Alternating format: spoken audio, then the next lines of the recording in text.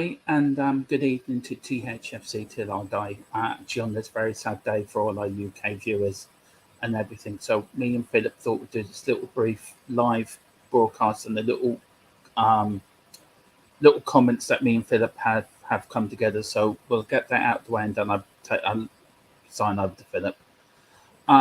Good evening, Spurs fans. As you probably have heard, Queen Elizabeth has passed away today at the age of 96.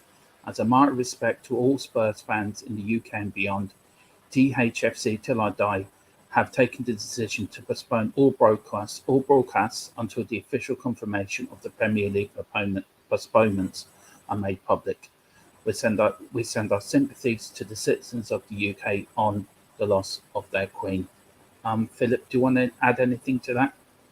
Yeah, I think it's regardless of where you come from or your political or any other beliefs, I think it's a very sad day to see a lady who served her country for over 70 years away. I think it was always inevitable it was going to happen since the first news bulletin this morning that to expect that she wasn't well, and I think that tipped everybody off that things were not good. Just looking at the crowds gathering at Buckingham Palace, it reminds me of Diana's funeral back in 1997, and I think this one will be an awful lot bigger. I mean, I know we're worried about playing matches, Manchester City and whatever, but that match won't take place now. Very, very surprising it will. If any premierships will take place at the weekend, as really it should be, because the lady was a legend, and may she rest in peace. And let's hope that everything goes well for the funeral arrangement. It's going to be a long 12 days. If there's no matches played for 12 days, it's going to put the World Cup scenario in chaos, because there's going to be so many matches to be played after it. So maybe common sense will prevail, and they'll cancel maybe the games on one particular Saturday and let them go ahead the following week. Depending on when her funeral is going to be, because that's not been decided yet. Well, this is something, Philip, we've never thought would, something we've never had to deal with in our lifetime. No, I mean it's not. To be fair, to be the nearest to it I've experienced. I think so. I mean, for me, she's been. You were born in Belfast, Philip. I was born in Tottenham to Irish parents. Yeah. But it's a sad day for all our UK Spurs fans and UK Spurs fans around the world. We won't be bringing up any comments. I hope that's okay. But Corey, Boy, and Lisa, thank you very much for your. Well, I will bring them up because they are related. We've got Lisa saying good call, Dermot. Well, it was a collective. It was Philip's. I talked to Philip. We can't get hold of Ellie. She's away on holiday, but me and Philip discussed it for a bit this afternoon, and we thought it was the right call. And I actually followed Dave Harris's lead. He postponed his show tonight. I spoke to Philip, and we just think it's the right course of action. But recipe, and then Corey's saying it's a very sad day. I'm actually crying. She felt like everyone's mum, grandmother. Brentford's well, Elizabeth. You're now with your beloved husband. She should be happy now. She's Philip.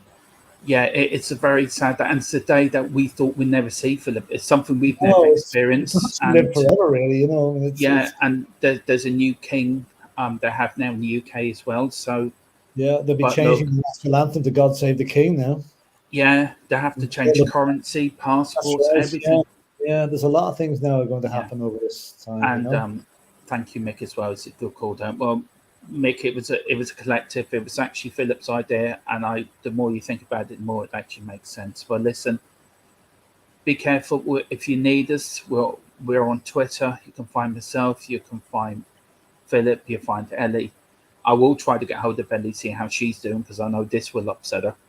Very much. Yeah. We'll get hold of Mark as well. And our thoughts go out to our Canadian fans, Izan as well, who's from Canada, Bobby Kay, and William, who's in Australia, also all the other countries that she was head of state or ahead of the Commonwealth for. Yeah. So look, we will keep you updated. Philip, do you want to say any final words? Yeah, I mean, let's a time like this, it's football Premiership comes really second.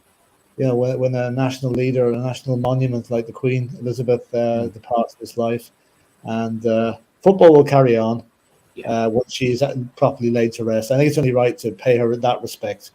You can't be having social events and at a time when the whole country is in mourning, and it will be in mourning. This will be a huge mourning probably like nothing we've ever seen before. It's going to dominate the TV and radio over the next 12 days. I think even the DJs on the radio now have been told not to play any lively music. Yeah. It'll be all death marches and Beethoven for the next 12 days. It was okay having the joke earlier when she was ill, and it's all right having the joke. And I said to Ollie, you know, I sent over to Dublin. This was before it was announced she had passed, so I was having a joke with, you know, just a general joke. But when she's ill, but when you know she's passed, it becomes a very different thing. As you said, the crowds outside. I mean, I've never. It's like Diana times 10. I would say. All over again. And I believe that she's going to come down from Scotland on the Royal Train, which will stop off at all the major cities on the way. So the last time I heard that been happening was when Abraham Lincoln died back in 1865. What they did with him, you know, it took him 8 days to his funeral. But I also would like to say much respect to our Taoiseach and our president for the lovely words. They were the think first of the world leaders to say anything. So he was very dignified in what he said. Yeah, you know, and the people of Cork now will be very sad too, because remember the momentous visit she made to Cork in 2007, especially into the English market there. You know, so we're showing that on TV tonight. I guarantee you. I bet you they will. Yeah, but, and there was a strong. I don't know whether you said it to me, but there was a rumor going around that she was a Tottenham fan.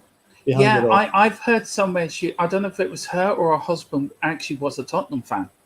So I'm not sure if she was, you know, she supported the decent team. She won the last match when she was around anyway. That's one good thing. But that's the main thing. But she loved the horse racing and she loved the football apparently as well. So and she gave the UK fans the World Cup in '66. So they probably got that to look back on the hand. But yes, indeed.